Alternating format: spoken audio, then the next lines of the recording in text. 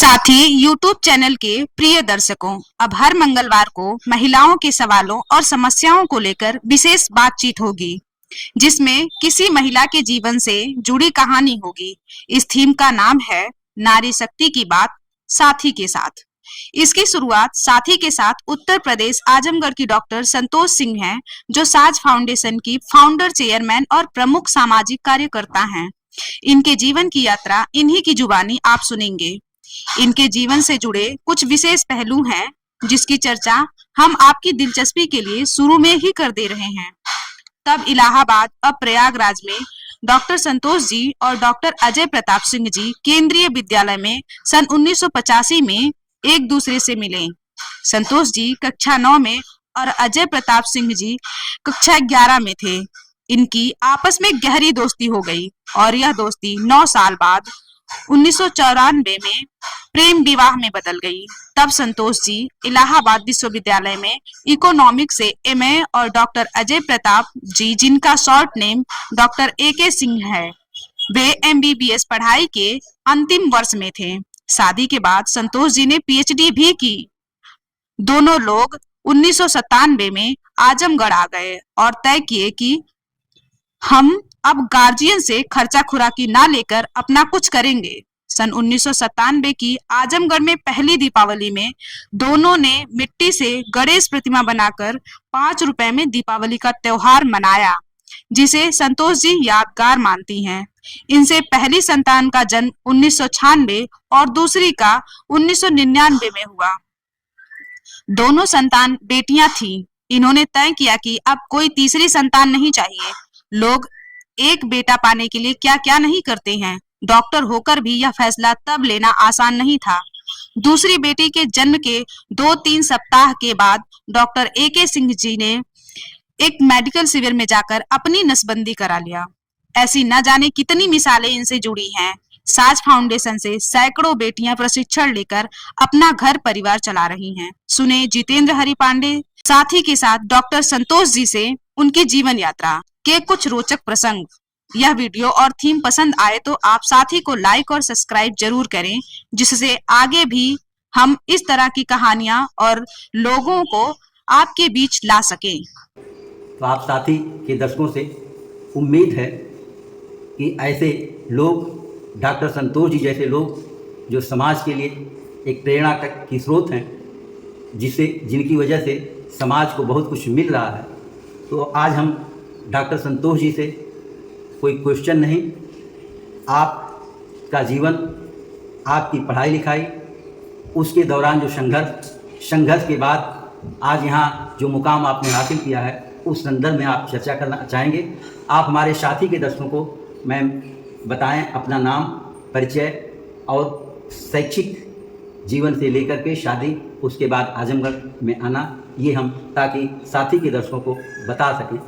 नमस्कार, मैं डॉक्टर संतोष सिंह और मैं साथी संस्था को बहुत धन्यवाद दूंगी कि उन्होंने मुझे इस काबिल समझा कि वो आज हमारे यहाँ आए हैं और मेरी जीवन यात्रा को सुनना चाह रहे हैं। ये मेरे लिए बड़ी सौभाग्य की बात है। और मैं अपने बारे में क्या ही बताऊं। नारी एक जीवन ही संघर्ष है और इन्होंने कहा कि आप अपनी पूरी जीवन यात्रा बताएं, तो मैं वहाँ से शुरू करूँगी कि मैं आजमगढ़, हमारा जब यहाँ आना हुआ, इलाहाबाद में हम लोग प्रयागराज से मेरी शिक्षा दीक्षा हुई। मेरे पिताजी एक MES गवर्नमेंट सर्विस होती है, मिलिट्री इंजीनियरिंग सर्विसेज, उसमें वो गैरिसन इंजीनियर थे, गस्टेड ऑफिसर थे। और हम लोग नॉर्मली एक कैंटोनमेंट में रहते थे, वो आर्मी कैंटोनमेंट में ही हम लोगों का ज़्यादा रहना हुआ। तो ऐसी सुरक्षित उसमें मेरी परवरिश हुई। कैंटोनमेंट, हमेशा आर्मी कैंटोनमेंट देखे होंगे कि बहुत सुरक्षित वातावरण होता है, तो उसी में मेरा पूरी परवरिश हुई। और इलाहाबाद केंद्रीय विद्यालय से मेरी स्कूलिंग सारी केंद्रीय विद्यालय से हुई जी। उसके बाद फिर इलाहाबाद यूनिवर्सिटी से मेरी सारी पढ़ाई लिखाई हुई। 12th तक मैंने कॉमर्स पढ़ा। ग्रेजुएशन मेरी फिर इलाहाबाद यूनिवर्सिटी से हुई। मेरा मनोविज्ञान और अर्थशास्त्र और भूगोल मेरा विषय रहा, उसमें शिक्षा दीक्षा ली। हालांकि जो बाद में मैंने अपना कार्यक्षेत्र चुना, वो कार्यक्षेत्र कभी मेरा विषय नहीं था। मेरे क्योंकि केंद्रीय विद्यालय से मेरी शिक्षा दीक्षा हुई, 12th तक मैंने केंद्रीय विद्यालय में पढ़ाई लिखाई करी, तो केंद्रीय विद्यालय में जो है 8वीं के बाद ही कला जो विषय होता है वो छूट जाता है। जी। उसके बाद फिर मैंने अपनी केंद्रीय विद्यालय के जो 5 विषय होते हैं वो करके 10th किया, फिर 12th मैंने कॉमर्स से किया। उसके बाद फिर मैंने ग्रेजुएशन इलाहाबाद यूनिवर्सिटी में मैंने मनोविज्ञान, भूगोल और अर्थशास्त्र विषयों से मैंने ग्रेजुएशन की, और फिर अर्थशास्त्र से ही मैंने पोस्ट ग्रेजुएशन की और उसी में फिर डॉक्टरेट किया। तो उसके बाद कुछ ऐसा शादी हो गई, हम हस्बैंड वाइफ ने लव मैरिज करी थी। ये शायद आपके दर्शकों को पहली बार बता रही हूँ कि हमने 94 में लव मैरिज करी, हालांकि पेरेंट्स हमारे राजी थे। उसके बाद फिर हम उस वक्त वो मेरे हस्बैंड जो थे वो MBBS फाइनल ईयर में ही थे। लेकिन मैम 94 और 90 बिल्कुल, और आज 21वीं सदी में बहुत अंतर है, बहुत अंतर है। और दूसरा उस वक्त भी बहुत तब मुश्किल तो लड़कियां था, सोच भी नहीं सकती थी। और बिल्कुल एक संयम के साथ हम लोगों का मैं 9th क्लास में थी और मेरे हस्बैंड सेम स्कूल में 11th क्लास में थे। तब से हमारे रिलेशंस थे और हमारी एक फ्रेंडशिप थी जो बाद में हमारी शादीशुदा ज़िंदगी बनी। और 94 में हमने शादी करी और एक बड़ी कंजर्वेटिव फैमिली से मैं बिलोंग करती थी।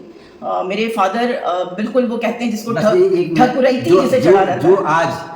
जो आज चलन में है, जिस तरह का रिश्ता, जिस तरह का प्रेम हो रहा है। हाँ, नहीं, आपने बताया कि हम 10 साल हम लोग रिलेशंस में रहे, 10 साल का रिलेशनशिप था हम लोगों का, और 10 साल हमने अपना पूरा कैरियर बनाया। यह हमारे युवा और युवतियों को सीखना चाहिए आप कि संयम ना या इस तरह की दोस्ती हो, उसके बाद आप शादी विवाह करें। आज जो मैं देख रही हूँ वो लड़कियां बड़ी आज़ादी का फायदा उठा रही हैं।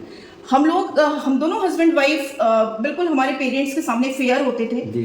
और उसके बाद इनका सिलेक्शन हुआ, MBBS करने में सिलेक्शन हुआ। मैंने अपनी पूरी शिक्षा दीक्षा करी। इवन इन्होंने जितना हो सकता था मेरी पढ़ाई में भी मेरी मदद करी, और बड़े संयमित होकर हमने अपनी पूरी वो 10 साल का रिलेशनशिप बिताया। और बड़े आराम से फिर अगर आप मुझे लगता है अगर आप अपने माता पिता का विश्वास का हनन नहीं करते। आपने बताया है कभी, हमको वो याद है कि शादी के बाद किस तरह का संघर्ष, डॉक्टर साहब की पढ़ाई चल रही थी, जॉब नहीं था, और हम लोगों ने शादी क्योंकि बहुत जल्दी कर ली थी। और आफ्टर शादी 1 साल के बाद मेरी बेटी भी पैदा हो गई। 96 उसकी बर्थ थी और दोनों लोग बेरोजगार थे। और उस वक्त लगता था कि नहीं, एक स्वाभिमान भी है कि कब तक अपने पेरेंट्स से मांगेंगे, कब तक उनसे ले के अपने बच्चे की भी परवरिश करेंगे और खुद की भी परवरिश करेंगे। तो एक दिन ऐसा आया कि हमने जो है हम दोनों ने एक डिसीज़न लिया कि हम लोग यहाँ से हटते हैं और अपना रोज़गार शुरू करते हैं, नहीं तो बड़ा मुश्किल हो जाएगा कि कब तक हम अपने ससुर पे ही मुझे डिपेंड होना था। तो हम लोगों ने प्रयागराज छोड़ दिया, क्योंकि प्रयागराज एक बड़ा शहर है और वहाँ कंपटीशन बहुत है। और आजमगढ़ आना, क्योंकि हमारी ससुराल भी आजमगढ़ थी, तो आजमगढ़ उस समय इतना डेवलप नहीं था। आज का आजमगढ़ और 97 के आजमगढ़ में बहुत फ़र्क है। तो हम लोग जब आए तो यहाँ के लिए ये एक बहुत अच्छे डॉक्टर होते थे। और मैंने अपनी एक कला विद्यालय जब शुरू किया तो यहाँ एक पहला कला विद्यालय ऐसा था जो इस तरह का लड़कियों को ट्रेनिंग दे रहा था। तो संघर्ष तो बहुत था उस समय। लोग, लड़कियाँ जब हमारे यहाँ आने लगी तो लोगों के ये भी कमेंट्स हुए कि ये लड़कियों को बिगाड़ रही हैं, लेकिन मैं अपना रास्ता, अपना जो मैंने अपना लिया। कला में किस तरह का हुनर? उसमें मैंने देखिए मैंने बताया कि कभी भी ये मेरा विषय नहीं रहा है, और ये मेरे को गॉड गिफ्ट ही थी। ये गॉड गिफ्ट था और एक मेरा जुनून था कि कहीं पे भी कुछ देखती तो जो मुझे सीखने की जो एक प्रवृत्ति थी वो एक जुनून के साथ सीखती थी। और गॉड गिफ्ट मिले थे, उसको उसने बहुत अच्छे से पहचान कराई थी। और फिर हमने उसी टैलेंट को अपना कैरियर अपनाया, क्योंकि मेरी एक छोटी बच्ची थी और मैं उसको इस घर में अकेले छोड़ के कहीं भी पढ़ाने नहीं जा सकती थी। हम दोनों हस्बैंड वाइफ अकेले थे, और मेरी जो एक माँ की ममता थी वो ये इजाज़त ही नहीं दे रही थी कि मैं अपनी एक छोटी सी बच्ची को छोड़ के घर में या किसी दाइयों के भरोसे छोड़ूं और मैं चिल्ड्रन कॉलेज या कहीं पे भी पढ़ाने जाऊँ। हाँ, आप तो डॉक्टरेट इकोनॉमिक्स से PhD थी। बहुत सारे ऑफर्स भी उस वक्त आए, लेकिन मेरा बस एक माँ की जो ममता है वो इजाज़त नहीं दे रही थी। मेरा फ़र्ज मुझे इजाज़त नहीं दे रहा था कि मैं इसको किसी दाई के भरोसे छोड़ के जाऊँ या किसी पड़ोसी के घर में रख के जाऊँ और ये फिर मैं आऊँ तो ताला खोलूँ तो मेरी बेटी घर के अंदर घुसे। और फिर मैंने उस बेटी के लिए मैंने अपने घर में ही मैंने कहा कि नहीं, मैं बेडरूम से लेके किचन तक अपनी ज़िंदगी नहीं बिता सकती, मुझे कुछ ना कुछ करना है। मुझे लिखने का शौक़ है, या तो मैं लिखूं या फिर मैं पेंटिंग्स वगैरह, मेरा एक जुनून है, मैं इसकी क्लासेस शुरू करूं, क्योंकि मुझे बेडरूम से किचन तक नहीं रहना, मेरी ज़िंदगी यहाँ बंद के नहीं रहेगी। और फिर मैंने ये सोच के अपनी क्लासेस शुरू की। और क्लासेस उस वक्त, क्योंकि आजमगढ़ में ये पहला इस टाइप का क्लास था, मेरे पास विद इन 1 ईयर 1 साल के अंदर करीबन 250 बच्चे थे। सीखने वाली लड़कियां मेरे यहाँ 250 लड़कियां थी। और मैं बहुत अच्छे से सेल्फ डिपेंडेंट हो चुकी थी। ये कब की बात है मैम? ये 97 की बात है। और 98 में मैं आपको बताऊं कि 98 में मेरे पास 250 बच्चे होते थे और पूरी क्लास मेरी भरी होती थी और मैं उनसे फीस लेती थी और मैं उनको क्लासेस देती थी, उनको सिखाती थी। उस समय बहुत सारी लड़कियों ने इसको अपना कैरियर अपनाना शुरू किया और धीरे धीरे ये सारा मेरी यात्रा चलती रही। उसी दौरान चिल्ड्रन कॉलेज, आपको याद होगा कि मेडिकल कॉलेज खुला 97 में ही मेडिकल कॉलेज खुला था चिल्ड्रन कॉलेज का, जो CBSE बोर्ड है उसी में। वहीं पे मेरे हस्बैंड को नौकरी मिली, 7,000 की नौकरी थी वो 97 की 7,000 की नौकरी थी, जिससे हम लोगों का थोड़ा, एक तो मेरी थोड़ी आमदनी शुरू हो चुकी थी और उनकी 7,000 जोड़ के थोड़ी ऐसा हो गया था कि हम अपनी फैमिली को स्टेबिलिटी दे सकते थे। बच्चे का दूध की व्यवस्था हो गई थी, घर के किराए की व्यवस्था हो एक MBBS डॉक्टर को सैलरी 7,000 रुपए प्राइवेट में 97 में। और उससे बस ये हो जाता था कि एक दूध की व्यवस्था हो गई, किराया हम दे लेते थे, तो एक टेंशन खत्म हो गया था हमारा और हम अपने इस काम पे फोकस कर रहे थे। और 97 में ही मैंने दिसंबर में एक छोटा सा पहला अपनी प्रदर्शनी भी लगाई एलवल में, बच्चा बाबू का भवन है, उसके अंदर मैंने अपनी छोटी सी प्रदर्शनी लगाई और धीरे धीरे शहर में लाभ होने लगा, क्योंकि उस वक्त ये बहुत छोटा शहर था और इतनी डेवलपमेंट भी नहीं थी, इतनी जागरूकता भी नहीं थी, तो कोई भी नया काम करना यहाँ बहुत आसान था। उस बीच हम लोगों का विद्यार्थी जीवन था, दिहाड़ी के बाद तो सब कुछ खत्म हो जाता, दिखता ही नहीं था। और उस समय, उसके बाद फिर 99 में मेरी छोटी बेटी की पैदाइश हुई और फिर उसके बाद मेरी छोटी बेटी पैदा हुई और मेरे हस्बैंड की उसी दिन की नौकरी लगी, सरकारी नौकरी लगी। और उस दिन से, की बात है? ये 99 की बात, 99 में हस्बैंड की मेरी जॉब लगी और उस समय से मेरा स्थायित्व आ गया। मैं भी उस समय काफ़ी अपने आप पे डिपेंड हो चुकी थी, मेरे एक एम्पावरमेंट हो चुका था मेरा अपना, मैं एक सशक्त नारी के रूप में वुमेन एम्पावरमेंट की बात साथी के साथ कर रहे हैं, तो एक उसकी आप एक उदाहरण है, मिसाल है आजमगढ़ में कि एक MBBS डॉक्टर की पत्नी होते हुए भी उनसे पहले और जिस विषय में पढ़ाई की उस विषय को छोड़ करके कला के क्षेत्र में, मैं वही कहना चाहूंगी कि हाँ बिल्कुल जो हमारा विषय ही नहीं था। लेकिन अगर मैं आपको एक चीज़ यहाँ पे बताऊंगी कि अगर आप डिसिप्लिन है, आप अपनी फॉर्मेलिटीज जानते हैं और आप कुछ भी कर गुजरने को तैयार हैं, तो रास्ते अपने आप साफ हो जाते हैं। और उस वक्त जब मेरे हस्बैंड की ऐसी कोई आमदनी नहीं थी, उस वक्त जो है मैं आपको बताऊं कि 97 दिसंबर तक इनकी कोई जॉब नहीं थी और मैंने ही संभाल रखा था तब तक। बहुत बड़ी बात। घर का पूरा खर्चा मैंने ही संभाल रखा था, क्योंकि उस वक्त इन्होंने एक छोटी सी प्राइवेट क्लिनिक खोली थी और 20 रुपये अपनी डेली की एक पेशेंट की फीस लेते थे, तो ऐसी कोई आमदनी नहीं हो पाती थी। उसके बाद जब 99 में इनकी जॉब लगी, तब जाके एक स्टेबिलिटी आई लाइफ में, थोड़ी सी जंग कम हुई।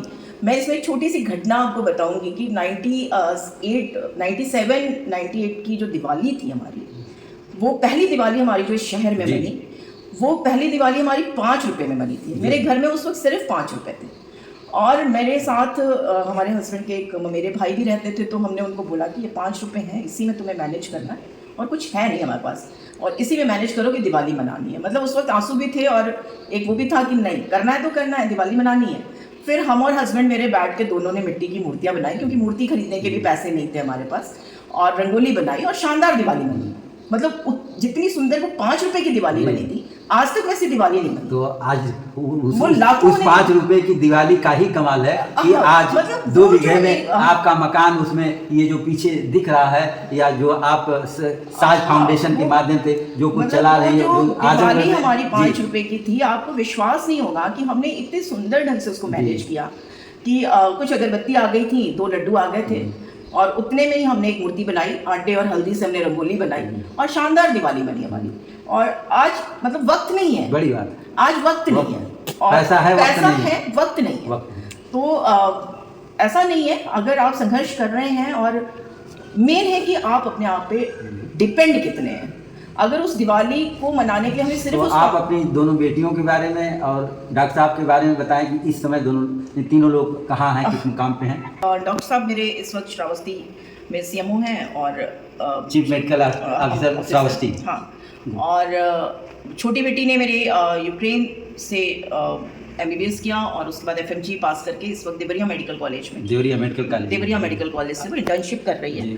और बड़ी बेटी ने मेरे हेल्थ मैनेजमेंट में MBA किया था और बहुत दिनों तक सर गंगाराम में वो जॉब किया उसने, और इस समय उसकी हमने शादी करी, फरवरी में शादी हुई उसकी, और उसके हस्बैंड इस वक्त डिप्टी डायरेक्टर नेवी में हैं जी, और इस समय वो मुंबई में ही है जी, अपना स्टार्टअप लिया है। आजकल युवा बच्चे आजकल स्टार्टअप बहुत ले रहे हैं, जी। लेकिन हालांकि बच्चे हमारे बेटियां ही थी मेरी दोनों, और हमने दोनों बेटियों पे ही एनएसबी करवा कभी दिया। आप दोनों लोगों को, आप तो डॉक्टर, आप पीएचडी इकोनॉमिक्स से, डॉक्टर साहब एमबीबीएस डॉक्टर, कभी आप दोनों को ये महसूस नहीं हुआ हमारे पास दो बेटियां ही हैं? नहीं, बिल्कुल महसूस नहीं हुआ। इवन मैंने अपनी दोनों बेटियों के बाद मेरे हस्बैंड ने ही एनएसबी कराई, और उन्होंने एकदम 10 दिन बाद ही ये निर्णय ले लिया। बहुत बड़ी बात है, और ये समाज के लिए एक मिसाल है कि दो बेटियों के बाद जो है उन्होंने मतलब एक तो बहुत सारी चीज़ें थी उनके दिमाग में कि मैं खुद की एनएसबी कराऊं ताकि मैं एक मैसेज दे पाऊं कि पुरुषों की नसबंदी भी गलत नहीं है। हमारे साथी के दर्शकों के लिए आज यहाँ हमारा आना और आपसे बात करना बहुत ही सार्थक जा रहा है, बहुत भावुक कि डॉक्टर साहब ने यह कदम उठाया। उन्होंने, और वो भी सरकारी कैंप में उन्होंने एनएसबी कराई, और ज्यादातर लोगों के दिमाग में ये भी डर रहता है कि सरकारी कैंप लगा हुआ है कैसा होगा।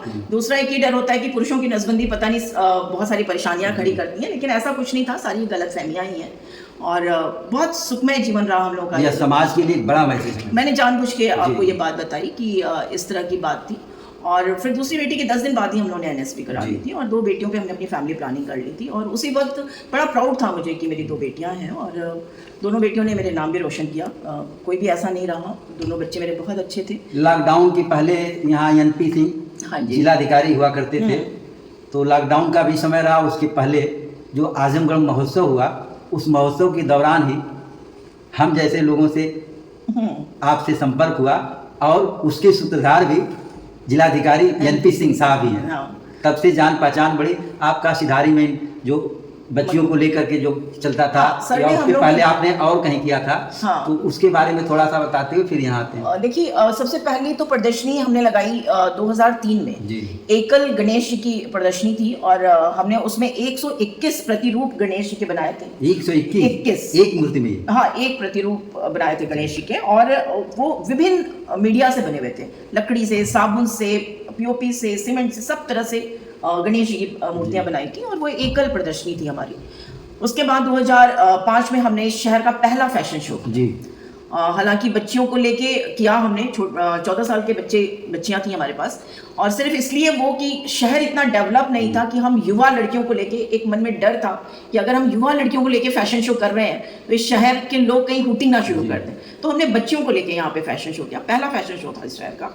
लोग आश्चर्यचकित थे कि ये क्या हो रहा है, और बहुत अच्छा फैशन शो रहा हमारा। और इसी उसमें चलते चलते हमारा आई थिंक 2018 में 18-19 में हमने वो लगाया अपना, फिर से गणेश की प्रदर्शनी लगाई, जिसमें 151 गणेश जी थे हमारे, और उसमें एनपी सिंह सर आए थे, और वो प्लास्टिक वेस्ट से बने हुए गणेश जी थे, सारे के सारे गणेश जी। मुझे याद है, एक मिनट, उन्होंने जिले भर इसका प्रचार भी किया था कि रद्दी कागज या खराब प्लास्टिक या खराब बोतल, जितना भी वेस्ट सामान होता था जो कचरे में जाता था, उस कचरे को उठा करके आपने जो बनाया, आपने जो गणेश बनाया, या आजमगढ़ महोत्सव में जो प्रतीक चिन्ह लोगों को दिया गया, एक सेलिब्रिटी को दिया गया, वो प्रतीक चिन्ह आपने आना गणेश प्रदर्शनी में सर आए, और वो इतने प्रभावित थे हम लोगों से कि जब 2019 की वो आजमगढ़ महोत्सव हुआ, तो उन्होंने ये पूरा प्रोजेक्ट कि वेस्ट प्लास्टिक से ही हमारे सारी वो बनेंगे मोमेंटोस, और उन्होंने सारा प्रोजेक्ट हमारी संस्था को दिया, और उसके बाद हमारी संस्था ने इसको बड़े अच्छे से इसको निभाया भी, इस पूरे प्रोजेक्ट को किया, और दूर दूर से जितने उनके विशेष गेस्ट आए थे उनको वो मोमेंटो दिए गए, और ये बड़ी अचीवमेंट थी हम लोगों के लिए। उसके बाद एक शहर में क्रांति सी आ गई थी कि कहीं भी कोई कार्यक्रम होता था तो लोग हम लोगों से लोगों से मोमेंटो बनवाने लगे, लोगों प्लास्टिक वेस्ट से हम लोग मोमेंटो बना के देने लगे। ये एक बड़ी अच्छी चेंज आई थी शहर में कि लोग अब खरीदना बंद करके। अक्सर मुझसे भी कई लोग पूछते हैं, जब आपका नाम डॉक्टर संतोष जी आता है तो कहते हैं कि ये तो पुरुष का नाम है, ये महिला कैसे हो सकती है? हमने कहा कि भाई डॉक्टर संतोष जी, उनके नाम पहले पूरा आजमगढ़ आदर के साथ लगाता है, तो हम लोग भी उनको हमेशा डॉक्टर संतोष जी ही कहते हैं, डॉक्टर भी नहीं लगा। बिल्कुल बिल्कुल, ये एक बड़ी विडंबना है, मैं भी इस नाम से बड़ी परेशान हो जाती हूँ कभी कभी।